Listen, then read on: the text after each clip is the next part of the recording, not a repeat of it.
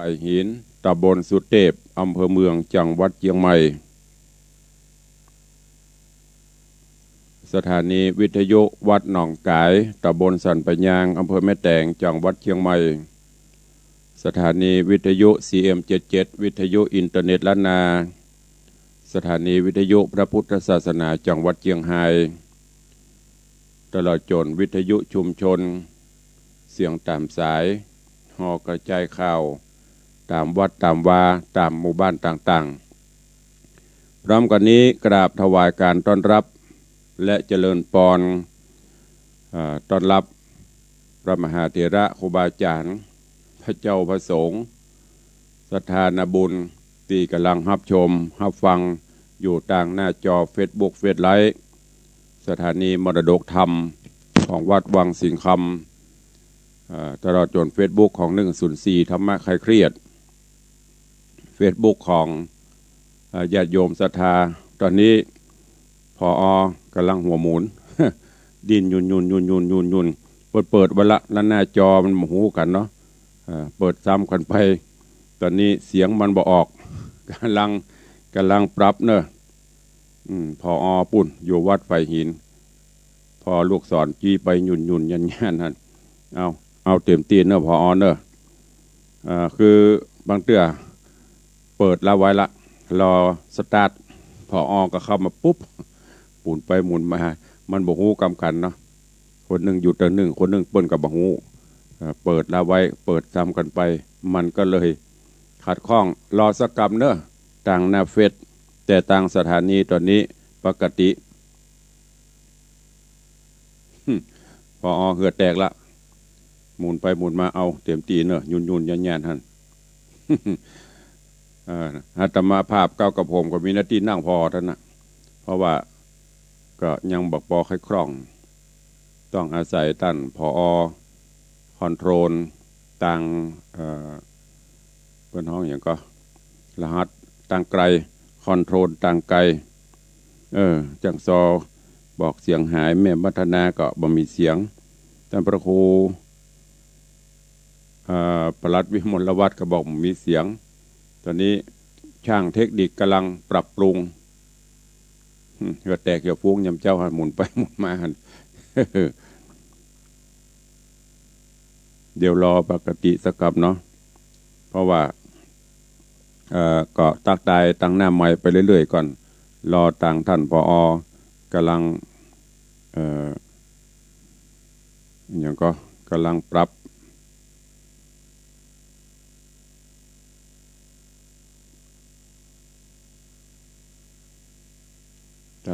ปรุงตอนนี้ทาง Facebook ยังจะให้มันได้เตือน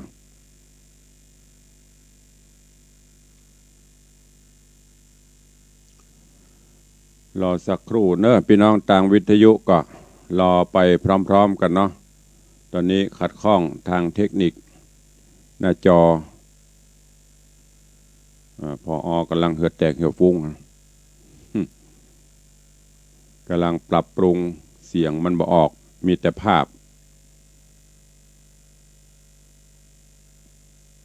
เมตตารอสักกรรมเวลาตอนนี้ก็ไป10 กว่านาทีเป็นอย่างพอตึงเผื่อเวลาบาดเจ็บแต่ตุลุงบ่เผื่อเนอะตึกเป๊ะเหลือกี่นาทีก็ต้านเพราะว่างานที่จะต้องทำก็มีก็ตึก7 โมงเช้า7 โมงตรงอาจจะบาดไปสักน้อยเป็นจะไงบ้าง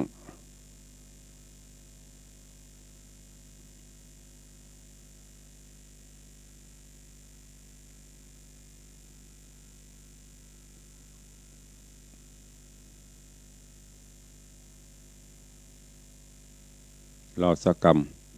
พอกำลังแปลงอยู่เดี๋ยวฟังอันนี้ไปสักกรรมเนาะ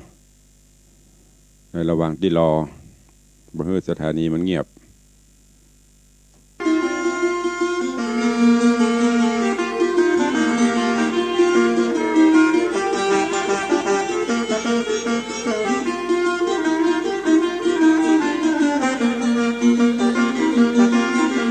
ถ้าปกติแจ้งกำเนิด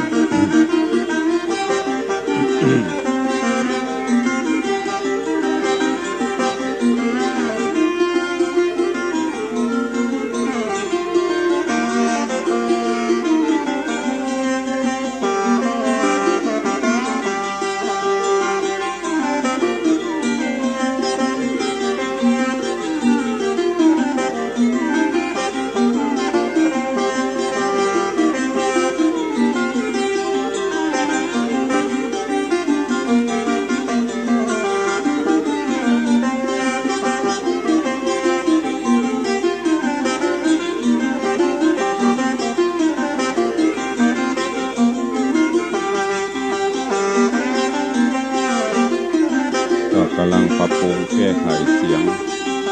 ตอนนี้ทางท่านผอ.ก็กำลังแปะอยู่รอสักคำเนอะ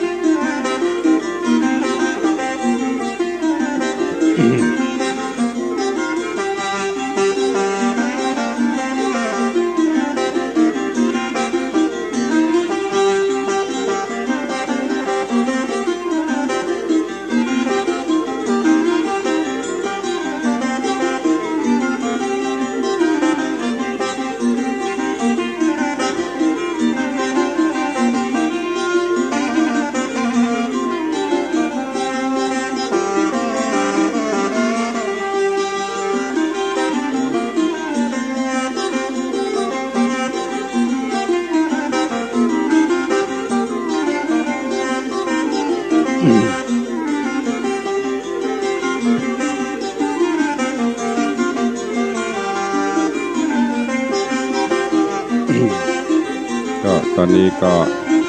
คงจะเป็นปกติเนื่องจากขัดข้องทางเทคนิคของทาง Facebook ไลฟ์ตอนนี้ก็เข้าสู่ภาวะปกติแต่เสียงออกหรือยังสัญญาณไปหรือยังขอเมตตาครูบาอาจารย์ที่รับชมรับฟังอยู่ทางบ้านก็ถ้าสัญญาณปกติเมตตาได้แจ้งให้ตัวเนอะเวลาก็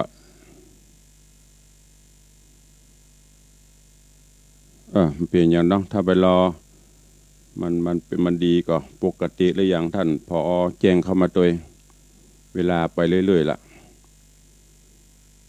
ตะกี้เปิดละไว้รอจะสตาร์ทมันโมโหกำกันก็เลยลวนไปหมดเลยครูบาอาจารย์ที่ฟังหรือว่าท่านอาจารย์น้องเช็คพอสัญญาณไปหรือยังปกติเนาะก็วันนี้ก็มาฟังกันต่อในเรื่องของกำพร้างัวตองที่ได้เทศนาไป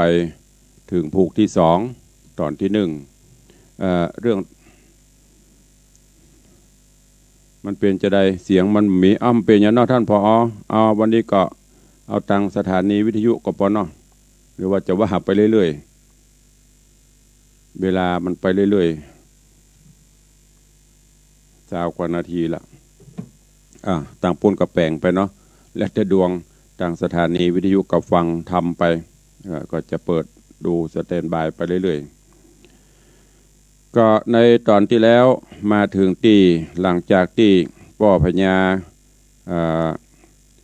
ป่าปังแห่งเมืองกาสีได้สั่งให้เพชฌฆาตไปไล่ให้กับ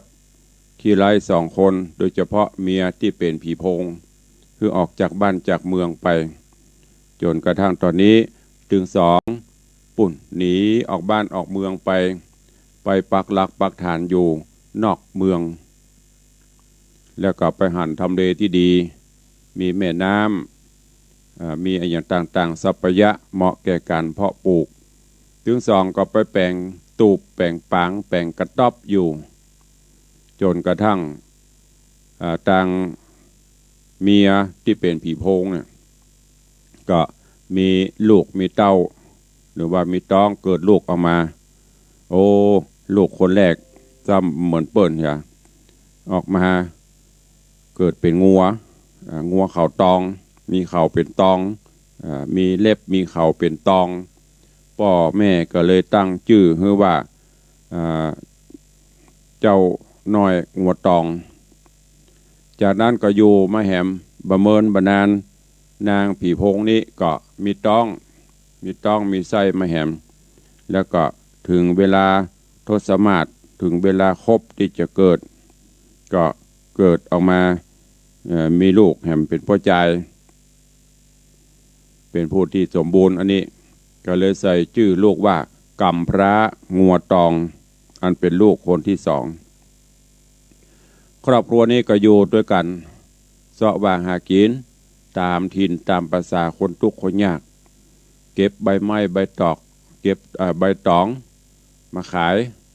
หาเลี้ยงชีพเลี้ยงอย่างประทังไปปลูกผักปลูกไม้เก็บผักเก็บไม้กินกันไปจนกระทั่ง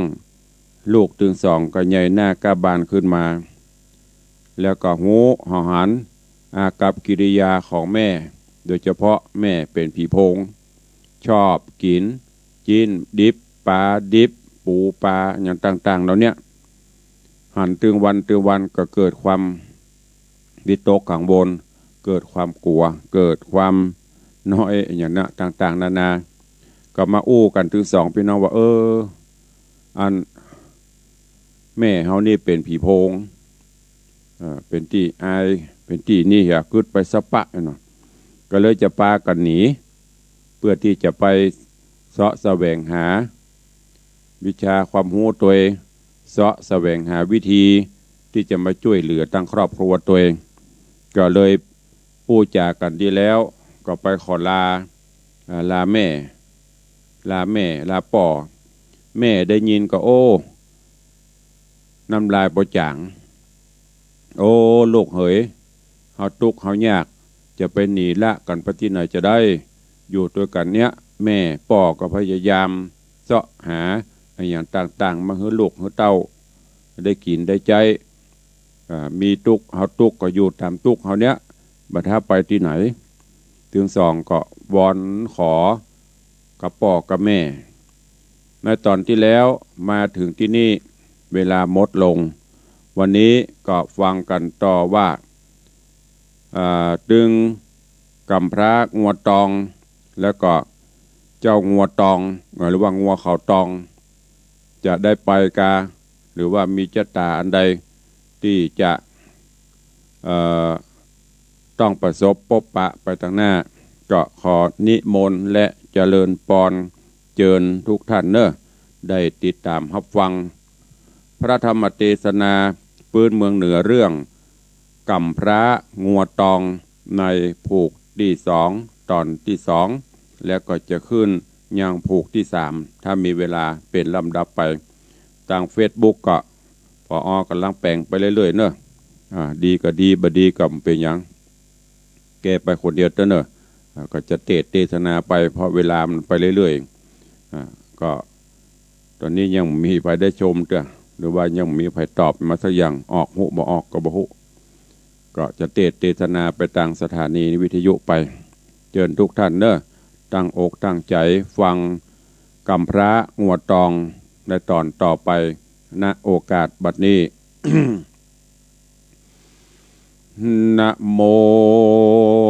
ตัสสะภะคะวะโตอะระหะโตสัมมาสัมพุทธัสสะสัทธโว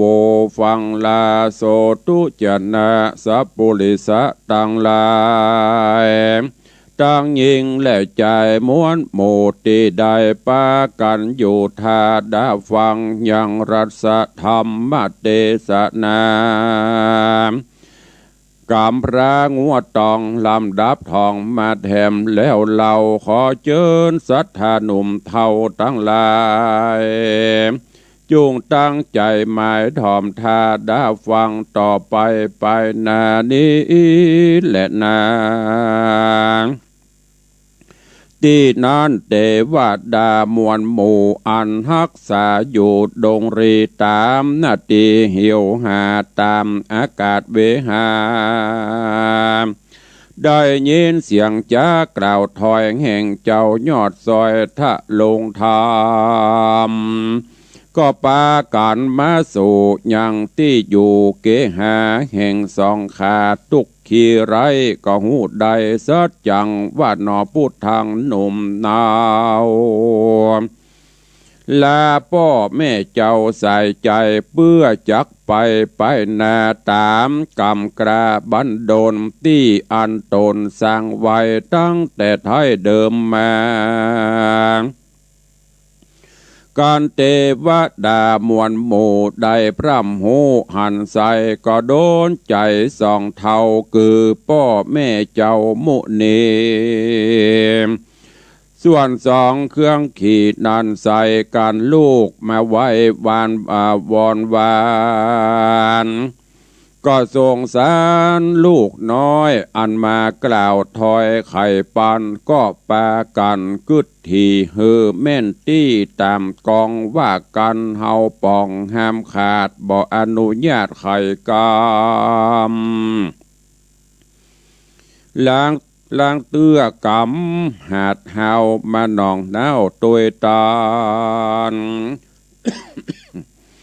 ก็กลุ่มผันจักลากเฮอลูกไปจากลานนีย่อมบอดดีแต่ใส่อันห้ามไว้ไข่ปานกวนปาการกล่าวถอยอนุญาตปล่อยวางไปแล้วส่องเข็นใจพ่อแม่ก็กล่าวแก่กรรมดีว่าดูราส่องบุญมีเฮยหนอดเนาลูกจักไต่เต้าไปสู่ยังที่อยู่แดนไกลแม่ขานิ่งในกึดสอดก็หูรอดทุกอันแม่จักปันโอกาสอนุญาตตามใจแม่นจักไปเฮือมีโจกโปนทุกโศกเครื่องกาที่ใดตีขาเตียงเต้าปันใดเป็นเจ้าทะรงเมืองยะสะเรื่ององค์อาจเคราะห์เสียงขาดหายนีเตจะมีเรื่องราบใจยะภาพจุมปูโจมศัตรูกราดกร้อยอยู่จืนจ้อยเจยบานสุขสำราญคำเจ้าปันใดปอกเต้าคืนมาแดดเตอว่าอ่อนแล้วเจ้าหนอแก้วกุมารก็ย่อมือสานย่อมือสานกลมเกลาไว้พ่อแม่เจ้าตั้งสองปาเอาปางัวเขาตองผู้เป็นปี้ออกจากที่เกหายกธงป่าใส่บาจักเข้าป่าดงเขียวก็ไหวหน้าเหลียวมาพอยังโตนป้อบุญนา และมาตาแม่เจ้าใจโศกเศร้ามองขีน้ำตามีอาบย่อยริร่ำถอยจะคายว่าอินโดสายจะหายพ่อแม่อันอยู่แก่ไปหลังเป็นทุกขังคำเจ้าอันหาเข้าและขออันหาเข้าและน้ำไผ่จะกำจนจูปุ่นอินโดแม่ไทยอันหาไม้และหลัวเก็บเครื่องครัวของป่าได้แล้วกว่ามาขายเข้าแรงง่ายวิตขาดตุกไม่มาดอนาถาจักมีไผจัดนันเล่ามาช่วยแม่เจ้าหรือมี ลูกซ้ำนีดลาพรากไปเสียจากไกลตาปลายลุนมาเมื่อนาบุญลูกลายังมีบ่ตายนี้มวยบ้างจักมาช่วยสร้างจูนุนตอบแทนกุลพ่อแม่เหือใดสุขแผ่เจยบานนอทะลงยานยอดซอยริร่ำถอยนานาใจโศกาดลายแหล่อินดูพ่อแม่ตั้งสอง ก็ปางัวตองปี้ไทยก้อยเตียวไตภายพันลัดดงตันห้อมหวยเหียวลิงโจ้ยผาจาลัดคุ้มหน้าป่าไม้จุมสัตว์ป่าดงดันพองใจหันหัดเห่าห้องสะเศร้าเสียงสายคือเสือไฟโครงแผ่วราชสีแอวสะสนพ้องอยู่บนภาษาทพ้องเลยไล่จอมการเข่าหันส่องเจ้าบุญบ่เศร้าหนอมุนีเส้งเล่นหนีบ่อยู่หมีเป็นหมูดำปอดหันส่องยอดกุมารตังแรดหันอาจกราเล่นเข้าป่าหายไปจ้างดงไพรเป็นหมู่ล่าสอดสู่สนสาร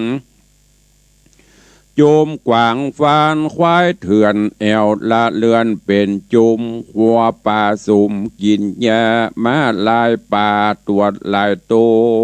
วยกหย่อหัวหกเล่นห้องหิแห่นเนืองนันสัตว์ดงตันป่าไม้มีบ่อไรเหลือลายพ้องตัวลายพรักพร้อยตัวใหญ่น้อยสูนกันเล่นภายพันควักไข่พ้องเตียวไตตามดิน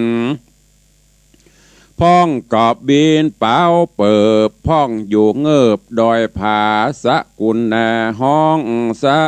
วสะนันดาวดงเรนกปัตตามีหลายแหล่ห้องแต่ปูนฟังกะเว้าห้องดังยามค่ำนกเขาห้ำจุกกรูนกแหล่หูภาษา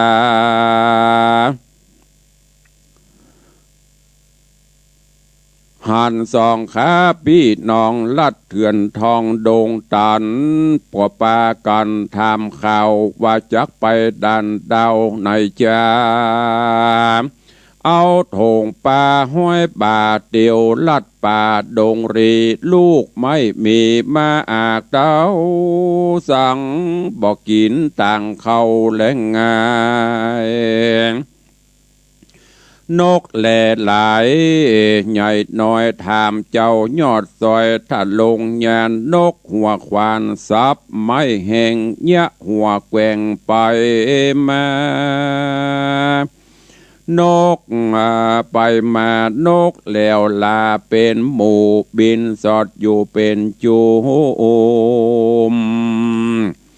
นกยุงหุมแอนฟอนจีเจ็บซ่อนปอมเฟยนกป้อเฮยปูตนห้องซ้ำโซนเสียงไกลนกดงไพรปากกวางมีมากอ่างหลายพันนกห้องท่องกันสะเศร้าสะนันดาวดงรีนอมุนีหนุ่มเนากับพี่เจ้างัวตองอันขี่มองเอาไม้หันสัดน้อยใหญ่ดงนาก็หายโศกาต่ำก้อยลวดจื่นจ้อยเจยบานลัดดงดานเถื่อนทองโค้งเขตต้องดงตาลเป็นผ่าจันสูงโยดเป็นหินโขดผ่าขวางหาหนตังยากล้ำลางที่เป็นธรรมคูหา ลอดหินผาเตี้ยวไต่ลางเตื้อเป็นน้ำใหญ่วังทานหนอโปธิญาณน้อยนาดกับงัวตัวอาจปี้เจ้าดันป่าเศร้าดงพรายการข้ามไหนย่างหันแจงแล้วดันดงรี3 เดือนมีบ่เศษจริงออกจากเขตไพรโซน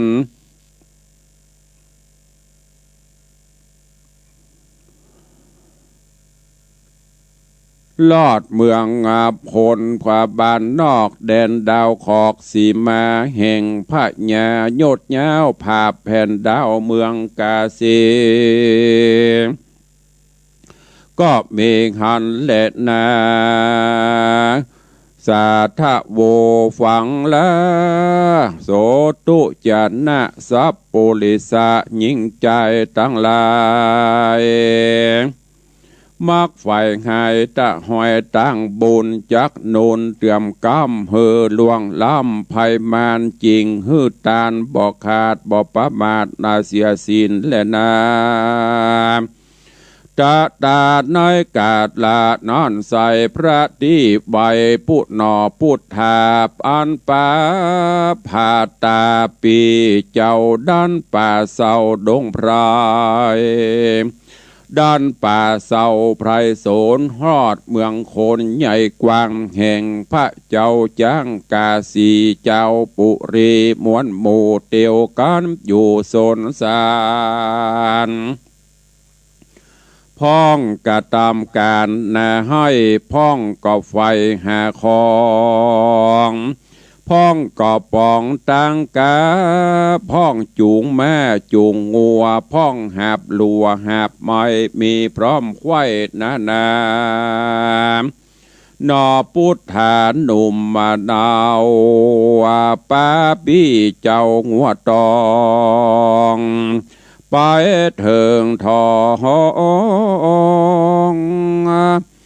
ไปเถิงทองรอดสู่ก็ไปยังอยู่ศาลาก็มีหันเลนา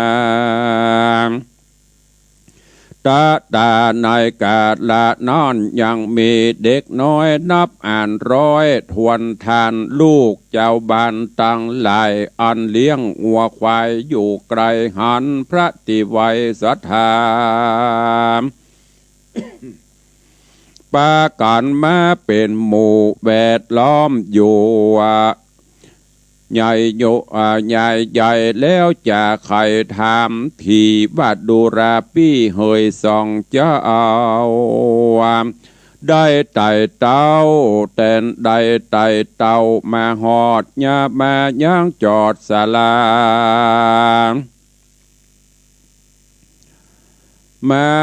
ได้เต้ามาย่างจอดศาลาลูกในมาใครโหบ้านเจ้าอยู่แดนใดอยู่ที่ไกลหรือที่ไกลประสงค์ไฟสังจาประสงค์ไฟสังจาป่างัวมาเป็นกู้จุงกล่าวอูตามมิแดดเตนามือนานมหาสัจเจ้าก็บอกเล่าปันหมายว่าดูราเจ้าโคปะละต่างลายเฮ้ยมวลหมู่ข้านี้อยู่แดนไกลเขตดงไพรเถื่อนธรรม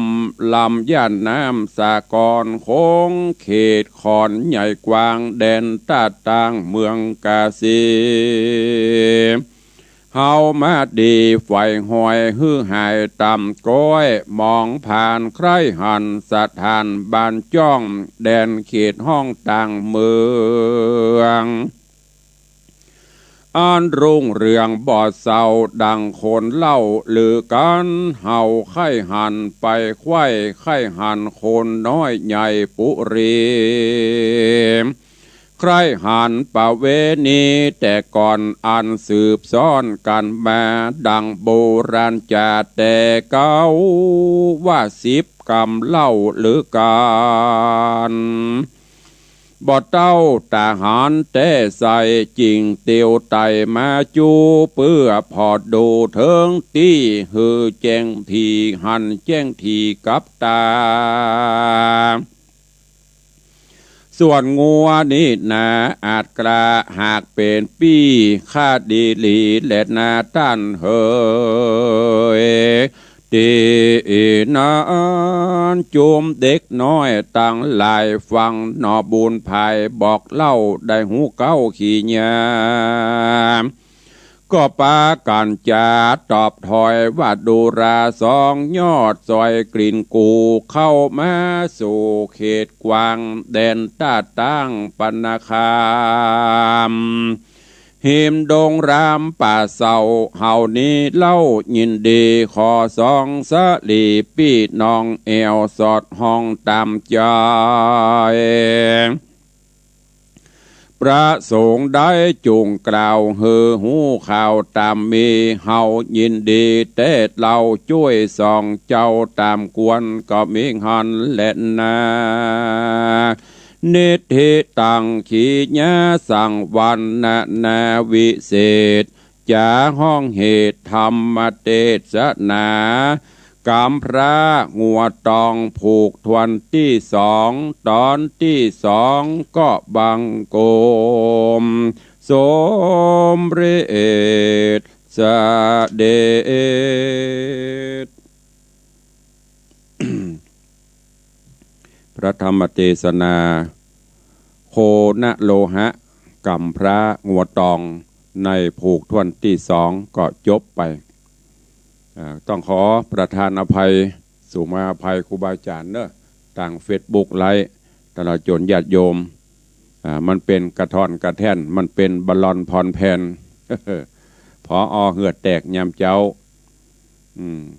สดไปสดมาสดไปสดมาวนไปพอตาเฮาก็เล่อไปหมดพอตังอันนี้ก็ดีพอ คันจะรอเวลาแก้ไขมันก็จะจ้าก็เลยเตะไปยังดีเนาะตันได้ฟังตั้งป่าอยู่ก็จบไปตอนนี้ก็ถึงสองพี่น้องถึงกำพระงวดตองแล้วก็ไอ้งวดตองปากันขอลาพ่อลาแม่เพื่อที่จะไปพอบ้านพอเมืองต่างอื่นต่างไกลไปหาวิธีการที่จะมาช่วยแม่ผู้เป็นผีโพงทีแรกพ่อแม่ก็บ่ฮื้อไปแต่โดยบุพกรรมเทวบุตรเทวดาก็มาโดนใจพ่อแม่คืออนุญาตปลดปล่อยโป่งไปถึงสองได้รับอนุญาตกับปาเอาถึงสองพี่น้องก็ปากันดันโดนเดินทางไปออกบ้านออกจองไปลัดป่าเขาเผาเนาเผาลำเนาภัยไปแม่เจ้านี่ปากกระวันกันไปหมดมันพระสมองมันเริ่มนี่แหละจนกระทั่งตอนนี้ปุ่นไปโพสออกแห่งเมืองหนึ่งได้ไปพบไปหันไปพบไปหันใจละอ่อนทั้งหลายเขาก็ป้ากันมาสืบเสาะถามหาว่าท่านทั้งหลายเป็นไผลุกที่ไหนไปจะได้มาจะได้ถึงสองก็ได้ตอบว่าลุกไหนมามีความประสงค์จะไปจะได้เรื่องราวของกำพระงัวตองจะเป็นจะได้ก็ให้ติดตามไปเนอะตอนนี้กำลังเกลื่อนเข้าสู่จั่วหัวอยู่กำลังเริ่มเข้าแล้วก็ก้อยฟังไปฟังแล้วก็เก็บแกะก้อนไก่เอาเนอะเอาเกณฑ์เอาสารเอาไปประพฤติปฏิบัติก็จะนำปาฮื้อท่านทั้งหลายได้ประสบความสุขความเจริญดังนั้นวันนี้ก็ขอโป่งวางไว้เก้าอี้ก่อนปะปบฟังในผูกต่อไปอันเป็นผูกที่สามมีตึงบดตึงมวลกัน10ป่ายก็เนอะ17 18ผูกกันก็ก่วยกันฟังกันไปก็ขออนุโมทนาเนอะกับเจ้ามูลศรัทธากันเทศกันทำปัทมะเบื้องต้นเป็นเจ้าภาพเจ้าศรัทธาปูจาธรรมเรื่องนี้ก็อันมีโยมปเลี้ยงธนวัฒน์แม่เลี้ยงทัดพิชาสุสิงคำเป็นเจ้าภาพเก้าปูจาธรรมเพิ่นบอกว่าฟังตุเจ้าบดาย ฟังตึงวันคอปอแหบปอแห้งบะหมี่อันกันเตดกันทำจะโลมกะเปิ้นก็เลยเป็นเจ้าภาพ2,000 บาทเป็นปัทมะเบื้องต้นปูจากันทำก็ขออนุโมทนาบุญขอบคุณเนอะกับโยมปเลี้ยงธนวัฒน์แม่เลี้ยงทัดพิชาสุสิงคำตัวเองพร้อมกันนี้ตะวาก็ได้รับแจ้งจากญาติโยมแดนไกลจากบ้านห้องปะเข้าตำบลนางแลอำเภอเมืองจังหวัดเชียงรายขออนุโมทนาบุญเนอะกับโยมปีชยาการสายบุญนำบุญของแม่อุ้ยมอนสีแม่อุ้ยมอนอวนสีอินตะนางแลแม่อุ้ยอวนสีอินตะนางแลพร้อมลูกหลานตันเต้า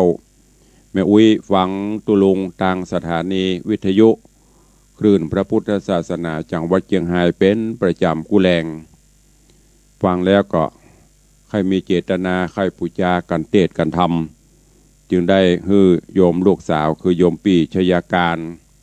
โอนสตางค์มาร่วมเป็นเจ้าภาพปูจากันทำจำนวน1,000 บาทเพื่อน้อมอุทิศกุศลส่วนหนึ่งไว้เสวยในภายภาคหน้าแล้วก็อุทิศบุญกุศลให้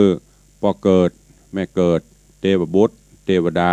เจ้ากรรมนายเวรเจ้าบุญนายบุญปู่แทนย่าแทนตลอดจนพี่หอพี่เฮือน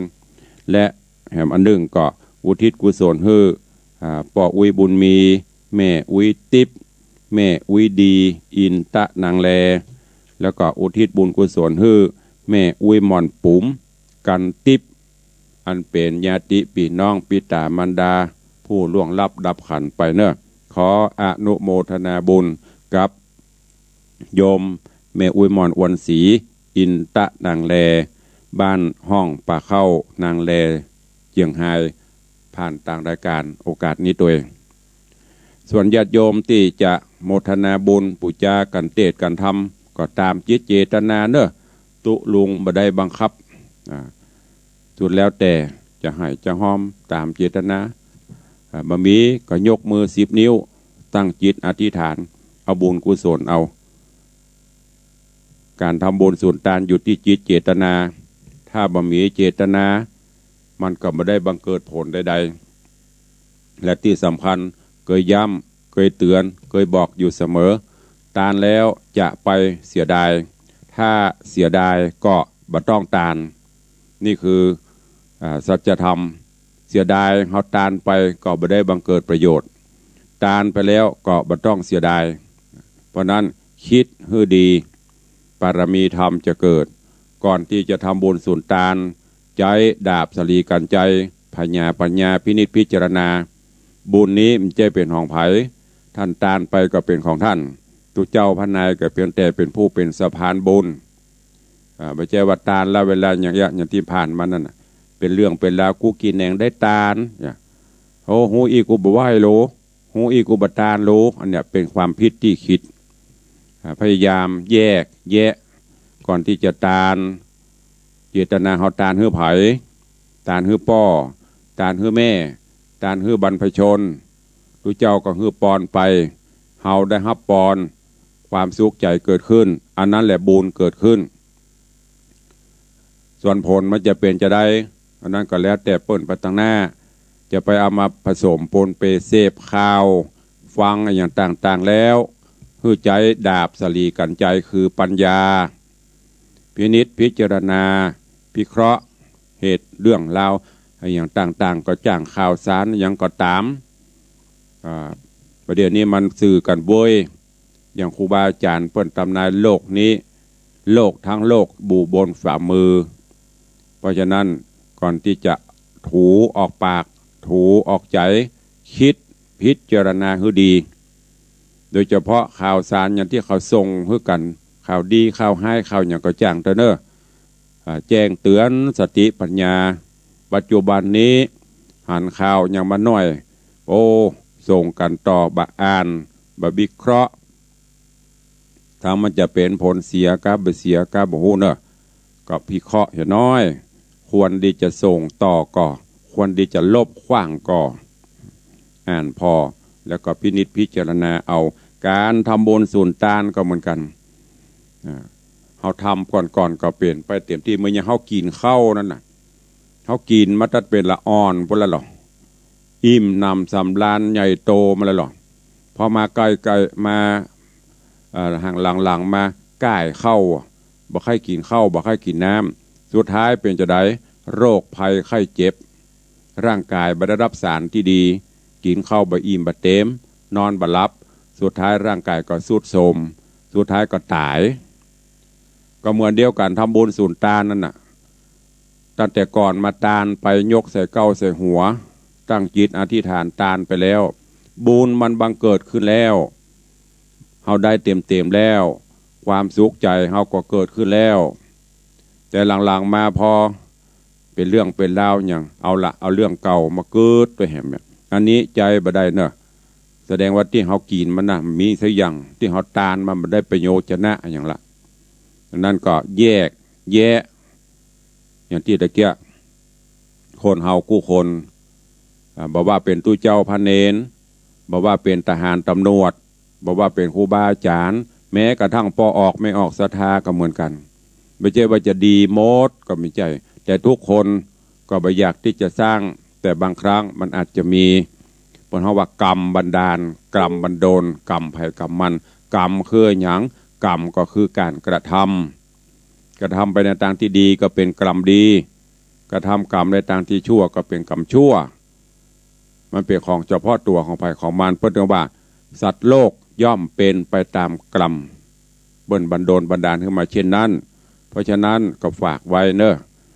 จะไปซ้ำไปเติมกันยังบอกว่าคฤหัสถ์เจ้าบ้านว่าพระเจ้าพระสงฆ์องค์นายกรรมภัยกรรมมันเนอะกล้าเปิ้นได้ปัจจุบันก็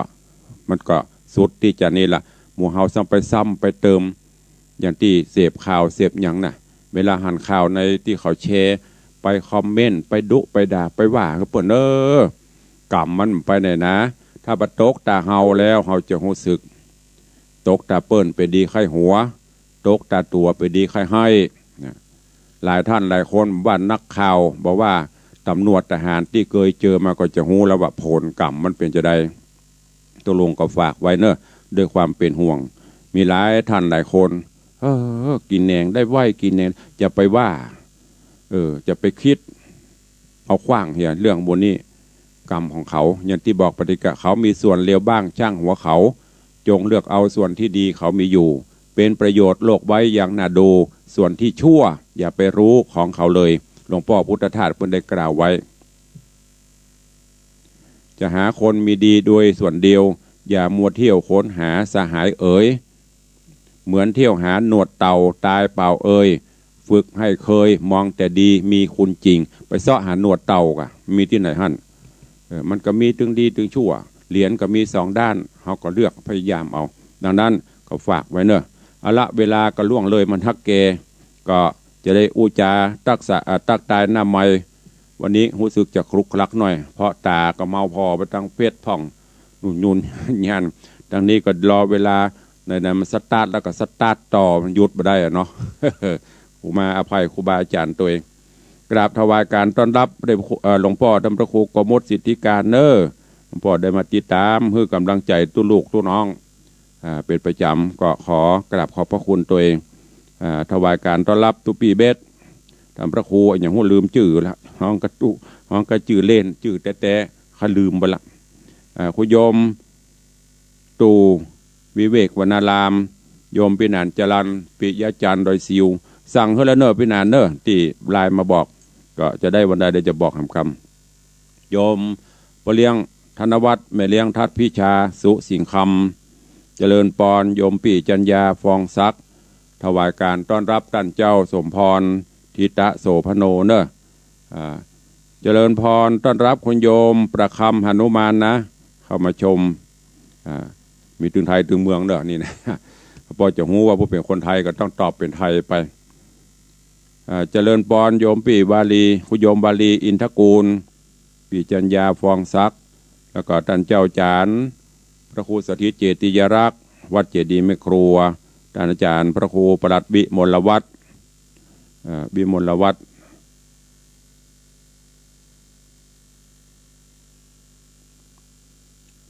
ปกติแล้วนี่ที่บนแจ้งบัตรกี้กราบขอบพระคุณทุกรูปเอาตั้งหน้าใหม่เนอะอยู่ทางบ้านทางจองใครจะอู้จะเอ่ยกับตุลุงเข้ามาเนอะ0817836540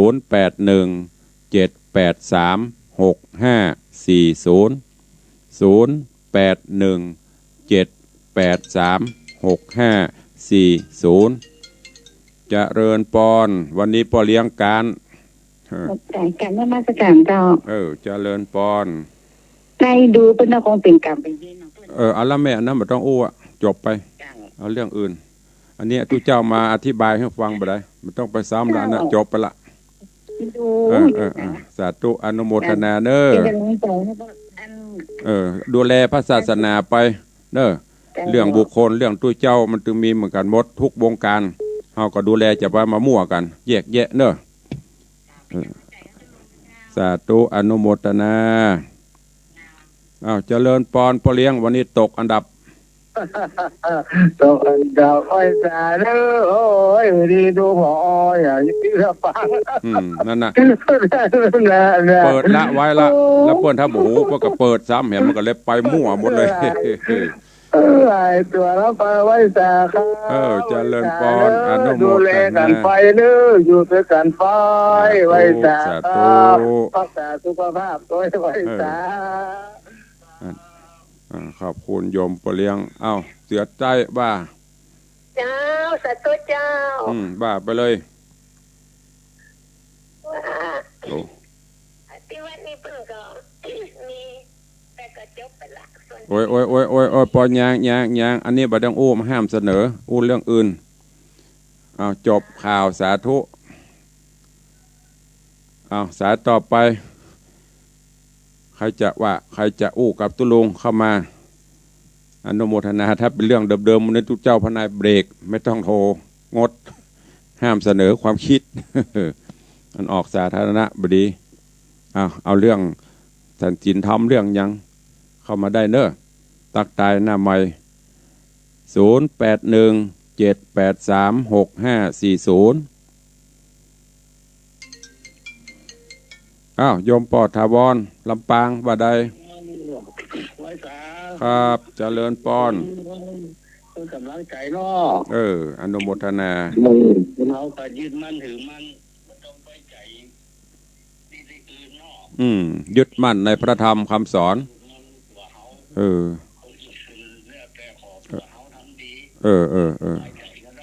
สาธุอนุโมทนาเนอบุญรักษาสาธุ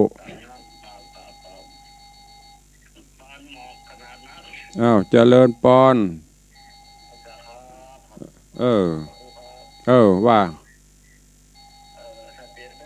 สาธุอนุโมทนาเนอหลวงเด้อบุญรักษาสาธุสายต่อไปนาฬิกานี่มันใกล้เปิดกับหูเวลาเปิดกระดังอยู่น่ะสายต่อไปสุดท้ายไม่มีแล้วเนาะก็ขอลำลาญาติโยมศรัทธาเนอะเวลาหมดเวลาละวันนี้ได้นำธรรมะสาระอุจากับสถานบุญก็พอควรแก่เวลา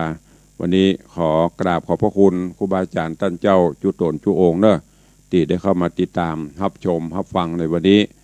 ก็ขอสาระต่างๆที่ได้อู้ไปอันไหนที่มีสาระก็นำไปคิดนำไปพิจารณาเอาไปใช้อันไหนที่มันมีสาระก็เอาละทิ้งขว้างไป